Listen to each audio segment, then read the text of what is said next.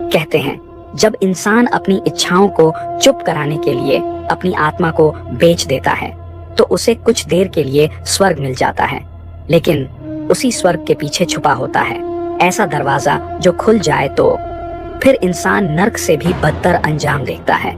आज की कहानी एक ऐसे ही इंसान की है जिसने अपनी लालच और वासना की आग बुझाने के लिए मौत को खुद दावत दे दी। और कहानी की शुरुआत होती है निरंजन नाम के एक आदमी से। निरंजन एक मामूली सा आदमी, चेहरा साधारण, जीवन साधारण, लेकिन उसके अंदर की भूख साधारण नहीं थी। उसके मन में हर समय एक ही आग जलती रहती थी, दौलत चाहिए, शोहरत चाहिए और वो सुख जो दूसरों के पास है, पर उसकी हकीकत समाज में कोई हैसियत नहीं। लोग उसे पहचानते नहीं और जो पहचानते हैं वो भी मजाक उड़ाते हैं। ना कोई प्रेम, ना कोई सम्मान, ना ही कोई वो सुख जिसकी वो अंदर से प्यास रखता था। और धीरे धीरे यह प्यास उसकी कमजोरी बन गई और वही कमजोरी उसकी मौत का रास्ता। एक दिन अपनी असफलताओं से टूटकर उसने फैसला किया, बस अब नहीं, जिंदगी ने जो देना था नहीं दिया तो मैं भी खत्म कर देता हूँ। वह जंगल की तरफ निकल पड़ा। वो जंगल जहाँ रात जल्दी उतरती है और हवा इंसान की सांसों तक में डर भर देती है। थोड़ी दूर जाकर एक गहरी खाई, नीचे अंधेरा इतना कि लगता जैसे धरती नहीं कोई दूसरा लोक खुला पड़ा हो। निरंजन खाई की मुंडेर पर बैठ गया। उसके हाथ कांप रहे थे, आंखें नम थीं और मन में एक ही सवाल, क्या मेरी जिंदगी का यही अंत है? वो रोने लगा, कभी अपनी बदकिस्मती को कोसता, कभी खुद को। और तभी जंगल के अंधेरे में किसी के कदमों की आवाज आई। अंधेरे से एक आकृति उभरी, राख में लिपटा हुआ, बाल बिखरे, आंखें जैसे जलते हुए कोयले। वो था एक अघोरी तांत्रिक। अघोरी ने देखा कि एक युवक अपनी जान देने जा रहा है। वो धीरे धीरे पास आया और ऐसे बोला जैसे उसे सब पता हो, बच्चा कुछ खाने को दे दे, मैं कई दिनों से भूखा हूँ। असल में अघोरी का मकसद उसे रोकना था, उसका ध्यान भटकाना था, उसे खाई से दूर करना था।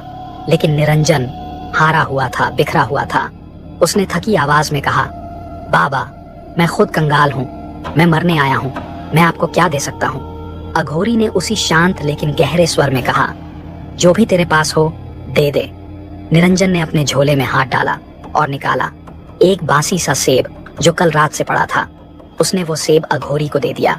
अघोरी ने सेब खाया और अचानक उसके चेहरे पर एक रहस्यमयी मुस्कान आ गई। अघोरी मुस्कुराते हुए बोला, तूने मेरी भूख मिटाई है, अब मैं तेरी सारी समस्याएं मिटा दूंगा। निरंजन चौंक गया। उसने सोचा, ये बाबा क्या बोल रहे हैं? अघोरी ने आगे कहा, बोल क्या चाहिए तुझे? निरंजन का अंदर का दर्द फूट पड़ा। उसने अपनी सारी कमी, अपनी सारी इच्छाएं एक साथ उगल दी। बाबा मुझे ना कभी प्रेम मिला, ना धन, ना ही वो सुख। मैं चाहता हूँ सब कुछ, दौलत, शोहरत, सुख, सब। अघोरी की आंखों में एक अजीब सी चमक आई। वो बोला, सब मिलेगा। और फिर उसने एक शर्त रखी, लेकिन तुझे 3 दिनों तक एक कठिन साधना करनी होगी। निरंजन वासना और लालच में अंधा हो चुका था। उसने बिना सोचे कहा, हाँ बाबा मैं करूंगा। अघोरी ने उसे देखा जैसे उसकी रूह तक पड़ रहा हो। फिर उसने निरंजन को एक गुप्त मंत्र दिया और जंगल के भीतर एक गुफा का रास्ता बताया। अगली रात उस गुफा में जाना और जैसे मैंने बताया वैसे ही साधना करना। निरंजन की आंखों में उम्मीद जाग चुकी थी। उसे लगा अब मेरी किस्मत बदलेगी। अगली रात निरंजन जंगल के अंदर उस गुफा तक पहुंचा। गुफा का मुहाना काला था, अंदर से ठंडी हवा निकल रही थी जैसे कोई सांस ले रहा हो। पर निरंजन डरा नहीं, उसके सिर पर हवस का भूत सवार था। उसने गुफा में बैठकर अघोरी के बताए तरीके से मंत्र जप शुरू किया। पहली रात सब कुछ सामान्य रहा, अंधेरा था, सन्नाटा था, लेकिन कोई बड़ा संकेत नहीं मिला। निरंजन के मन में बस एक ही बात थी, 3 दिन और फिर जो चाहूंगा वो मेरा। और यही सोचते सोचते उसकी साधना चलती रही। लेकिन उसने नहीं जाना था कि दूसरी रात गुफा का स्वभाव बदलने वाला है और तीसरी रात उसकी जिंदगी का सबसे भयानक मोड़ बनने वाली है। कहते हैं ना, जब इंसान किसी गलत दरवाजे पर दस्तक देता है तो उस दरवाजे के पीछे ईश्वर नहीं, इच्छाएं निकलती हैं। और इच्छाएं पहले तुम्हें स्वर्ग दिखाती हैं, फिर तुम्हें धीरे धीरे अपने कब्जे में ले लेती हैं। निरंजन को भी यही लग रहा था कि बस अब उसकी किस्मत बदलने ही वाली है। उसे क्या पता था, जिस सुख की तरफ वह बढ़ रहा है वो सुख नहीं, एक श्राप है। निरंजन फिर उसी गुफा में पहुंचा। आज गुफा पहले जैसी नहीं लग रही थी, जैसे दीवारों के अंदर से कोई हलचल हो रही हो। हवा की ठंडक अब ठंडक नहीं थी, वो रूह में उतरने वाली सिहरन बन चुकी थी। निरंजन बैठा और मंत्र जप शुरू कर दिया। कुछ देर तक सब ठीक, फिर अचानक टिन टिन टिन टिन, कहीं दूर घुंघरुओं की आवाज। निरंजन का शरीर एक पल के लिए अकड़ गया। उसने आंखें खोली, पर अंधेरे में कुछ नहीं था। उसने मन को समझाया, ये भ्रम है, साधना में होता है, और फिर मंत्र चालू रखा। कुछ मिनट बाद उसे ऐसा महसूस हुआ जैसे गुफा के अंदर अचानक आग लग गई हो। हवा गर्म, सांस भारी, जैसे लपटें पास आ रही हों। लेकिन जब उसने आंखें खोली तो फिर वही सन्नाटा, ना आग ना धुआं, बस अंधेरा और मंत्र की आवाज। अब उसके मन में डर उठने लगा। तीसरी रात, जैसे ही निरंजन गुफा में पहुंचा, आसमान में बादल गरजे और तेज आंधी चलने लगी।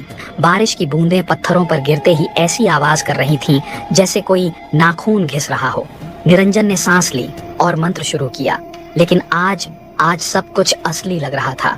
कभी उसे महसूस हुआ जैसे किसी ने उसके कान के पास झुककर बहुत धीमे, बहुत करीब से फुसफुसाया हो। वो कांप गया। फिर उसे लगा जैसे किसी ने उसकी पीठ पर नाखून गाड़ दिए। उसकी सांस अटक गई। अगले ही पल ऐसा लगा जैसे कोई बेहद कोमल स्त्री उसे अपनी बाहों में कसकर जकड़ रही हो। वो भ्रम था या हकीकत, उसका दिमाग समझ नहीं पा रहा था। और फिर उसने अपनी गर्दन पर नुकीले दांतों की चुभन महसूस की। निरंजन की आंखें फैल गईं। ठंडा पसीना, हाथों की उंगलियां कांपने लगीं। लेकिन उसके अंदर की हवस और लालच ने उसके डर पर पर्दा डाल दिया। उसने आंखें बंद की और मंत्र की गति और तेज कर दी। जैसे जैसे मंत्र तेज हुआ, गुफा का अंधेरा और गाढ़ा होता गया। और फिर वो पल आया। निरंजन, उठो, मैं आ गई। एक मधुर और भारी आवाज गूंजी। निरंजन, उठो, देखो, मैं आ गई। उस आवाज में ऐसा आकर्षण था कि डर भी मीठा लगने लगे। निरंजन ने धीरे से आंखें खोली और उसकी आंखें फटी की फटी रह गईं। उसके सामने खड़ी थी एक ऐसी स्त्री जिसकी सुंदरता की कल्पना उसने सपने में भी नहीं की थी। गुलाब जैसी त्वचा, बड़ी सम्मोहक आंखें, कमर तक लहराते काले घने बाल और यौवन से भरपूर शरीर। वो यक्षिणी थी। उसकी मौजूदगी से पूरी गुफा में एक अजीब सी खुशबू फैल गई, मादक, नशीली, जैसे सांसों में ही आग घुल जाए। यक्षिणी ने हल्की मुस्कान के साथ पूछा, बोलो निरंजन, मुझे क्यों बुलाया? तुम्हें धन चाहिए, शोहरत चाहिए, या मेरा प्रेम? मुझे सब चाहिए। निरंजन आज अपने होश में नहीं था। उसने बस एक ही जवाब दिया, मुझे सब चाहिए, सब कुछ। यक्षिणी हंस पड़ी। उसकी हंसी में मिठास थी, पर उस मिठास के नीचे कुछ खतरनाक छुपा था। यक्षिणी ने कहा, सब मिलेगा, लेकिन मेरी एक शर्त है। यक्षिणी की आंखें गहरी हो गईं। उसने कहा, मेरे बाद तुम किसी और स्त्री के बारे में ना सोचोगे, ना संबंध बनाओगे।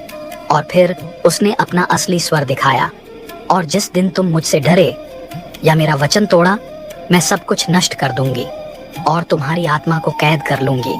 निरंजन के कानों में अघोरी की चेतावनी गूंज रही थी, लेकिन लालच में अंधा इंसान कब चेतावनी सुनता है? निरंजन ने बिना सोचे कहा, मंजूर है। यक्षिणी ने मुस्कुराकर अपनी उंगलियां उसके गाल पर फेरी। और फिर उस रात गुफा में कोई साधना नहीं रही। वहां सिर्फ मोह था, नशा था, प्रेम रस था। निरंजन को ऐसा सुख मिला जैसे वह इंसान नहीं, किसी दूसरे लोक में पहुंच गया हो। उसकी सांसें, उसका होश, उसकी दुनिया, सब कुछ यक्षिणी के आसपास घूमने लगा। और उसी रात निरंजन के भाग्य ने करवट ली, किस्मत पलटी। निरंजन बना सबसे अमीर कुछ ही दिनों में। निरंजन की किस्मत ऐसे बदली जैसे किसी ने गरीबी की किताब बंद करके अमीरों की किताब खोल दी हो। रातों रात वो गांव का सबसे अमीर आदमी बन गया। आलीशान घर, दौलत का ढेर, लोगों की नजरों में सम्मान, और रातों में एक अप्सरा जैसी यक्षिणी जो सिर्फ उसकी थी।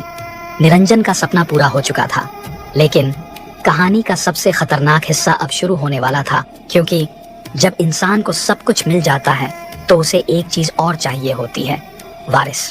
कहते हैं इंसान जब तक भूखा होता है उसे सिर्फ रोटी चाहिए, लेकिन जब उसे रोटी मिल जाती है तो उसे राज चाहिए, और जब राज मिल जाता है तो उसे अमृता चाहिए। यही इंसानी फितरत है, और इसी फितरत ने निरंजन को उस जगह पहुंचा दिया जहां से वापसी नहीं होती। निरंजन अब अमीर था, उसके पास सब कुछ था, दौलत, सम्मान और रातों का स्वर्ग। लेकिन धीरे धीरे उसके अंदर एक नई चिंता जन्म लेने लगी। वारिस, वो सोचने लगा, मेरे मरने के बाद मेरी दौलत, मेरे घर, मेरा नाम कौन संभालेगा? यक्षिणी तो उसे संतान दे नहीं सकती थी और निरंजन अब सब कुछ पाने के बाद और भी लालची हो चुका था। एक रात उसने यक्षिणी से कहा, मुझे वारिस चाहिए, इसलिए मैं दूसरी शादी करना चाहता हूँ। ये सुनते ही यक्षिणी की आंखों की चमक बदल गई, उसका चेहरा कठोर हो गया। उसने धीरे धीरे कहा, याद है अपना वचन, तुम सिर्फ मेरे हो। उसका स्वर अब मादक नहीं था, अब उसमें अधिकार था और चेतावनी भी। यक्षिणी आगे बढ़ी और एकदम करीब आकर बोली, अगर तुमने किसी और के बारे में सोचा तो प्रलय आ जाएगा। निरंजन के शरीर में जैसे बिजली दौड़ गई। अब उसे समझ आने लगा, जिसे वो प्रेम समझ रहा था वो असल में कैद थी। वह डर गया। डर के मारे निरंजन उसी अघोरी बाबा के पास भागा। वो गिड़गिड़ाया, बाबा मुझे उस पिशाचिनी से बचा लीजिए, मैं फंस गया हूँ। अघोरी ने उसकी आंखों में देखा और गंभीर स्वर में कहा, हर चीज की कीमत होती है, जो तूने पाया उसकी कीमत तेरी आजादी थी। फिर अघोरी ने साफ कहा, अगर मैं तुझे बचाऊंगा तो तू वापस अपनी गरीबी में पहुंच जाएगा, दौलत शोहरत सब चला जाएगा। निरंजन एक पल रुका, फिर उसने कांपते होंठों से कहा, मुझे मंजूर है बाबा, बस मेरी जान बचा लीजिए। अघोरी बाबा उसे लेकर गुफा के पास पहुंचे। उन्होंने मंत्रों से यक्षिणी का आह्वान किया और यक्षिणी प्रकट हुई। इस बार वो अघोरी के सामने अपने अत्यंत मादक और कामुक स्वरूप में आई। उसका सौंदर्य ऐसा था मानो अंधकार स्वयं आकर्षण का रूप लेकर खड़ा हो गया हो। वो मुस्कुराई और धीमे रेशमी स्वर में बोली, बोल अघोरी, मुझे क्यों बुलाया है? क्या तू स्वर्ग जैसा सुख पाना चाहता है? इतना कहकर वो धीरे धीरे पास आई। उसने अघोरी के कान के पास झुककर फुसफुसाया, या फिर इस दुनिया की असीम दौलत और शोहरत? लेकिन अघोरी का स्वर शांत था और उसकी नजरें स्थिर। उसने कहा, निरंजन को उसके वचन से मुक्त कर दें। यक्षिणी की मुस्कान गायब हो गई, चेहरा कठोर हुआ। वो बोली, यह संभव नहीं है, अब उस पर सिर्फ मेरा अधिकार है।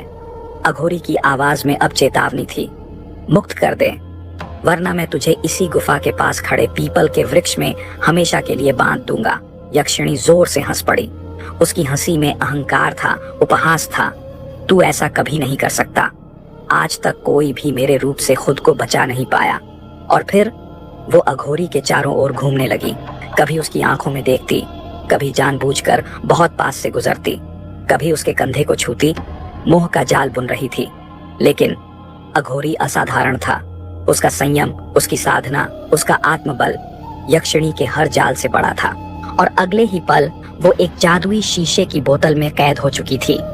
अघोरी ने वह बोतल गुफा के कोने में रख दी। फिर निरंजन से कहा, यह बहुत शक्तिशाली है, मैं इसे हमेशा के लिए यक्ष लोक भेजने के लिए एक विशेष अनुष्ठान करने जा रहा हूँ। 2 दिन बाद लौटूंगा। और जाते जाते चेतावनी दी, विनाश काले विपरीत बुद्धि। निरंजन की सबसे बड़ी भूल अघोरी चले गए और निरंजन डर के कारण अपना संतुलन खो चुका था। उसे हर पल लग रहा था, अगर ये बोतल से बाहर आ गई तो मेरी जान गई। उसका दिमाग उल्टा चलने लगा। वो बोला, इसे अभी खत्म करना होगा। उसने बोतल उठाई और उसी जंगल की गहरी खाई के पास पहुंचा जहां वो मरने आया था। उसने बोतल खाई में फेंकते हुए सोचा, अब ये कभी वापस नहीं आएगी, अब मैं सुरक्षित हूँ। पर यही उसकी सबसे बड़ी भूल थी। बोतल खाई में गिरते ही एक पत्थर से टकराई और चकनाचूर हो गई। धुएं का गुब्बार उठा, पूरा जंगल सिहर उठा और उसी धुएं के बीच यक्षिणी आजाद हो चुकी थी। वो धीरे धीरे सीधे निरंजन के सामने आ खड़ी हुई। इस बार वो सुंदर नहीं थी, वो एक खौफनाक पिशाचिनी बन चुकी थी। लाल अंगारे जैसी आंखें, लंबे नाखून, डरावने नुकीले दांत। उसने हंसना शुरू किया, एक ऐसी हंसी जिससे पूरा जंगल कांप उठा। वो बोली, मैंने कहा था ना, मेरा वचन मत तोड़ना। अब देखो मेरा क्रोध। निरंजन चीख भी नहीं पाया। उसकी आवाज गले में फंस गई, पैर जड़ हो गए, आंखें फटी रह गईं। पिशाचिनी ने उसे दबोच लिया और निरंजन का शरीर ठंडा पड़ने लगा। उसकी आंखों से जिंदगी उतर गई। उधर जंगल में साधना कर रहे अघोरी की आंखें अचानक खुल गईं। उनकी सांस भारी हो गई। उन्हें आभास हो गया, अनर्थ हो चुका है। दोस्तों, निरंजन को दौलत और सुख तो मिला, लेकिन उसकी कीमत उसे अपनी जान देकर चुकानी पड़ी। लालच और वासना पहले इंसान को सपना दिखाते हैं, फिर उसी सपने में उसे जला देते हैं। जिस सुख की कीमत आत्मा हो, वो सुख नहीं, श्राप होता है। आपको यह कहानी कैसी लगी? कमेंट में जरूर बताएं।